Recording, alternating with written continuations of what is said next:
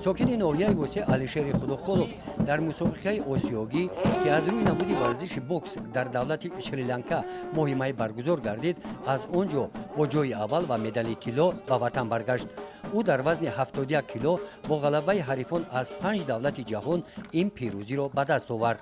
من خودم باور داشتم که در همین مسابقه سزاوار مدال طلا میشم و از او صفحه که من قرقز باشد یک کرات چمپیون آسیا بود، یک کرات چمپیون جهان بود. مرا گفتن که هم خیلی آدمه، من گفتم که من خودم باور که سزاوار مدال طلا میشم.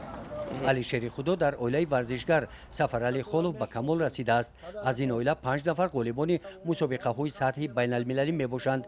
در همایش ایدانه با مناسبت دستاورد نوی ورزشگران ناحیه، رئیس ناحیه واسع قید نمودند که سهم این عائله در سمت دستاوردهای ورزشی ناحیه و جمهوری کلان می باشد. علیشیر خداخالوف مقصد دارد که از روی این نمود ورزش در آینده در چمپیونات جهان اشتراک نموده پرچم دولتی جمهوری تاجیکستان را بالا بردارد.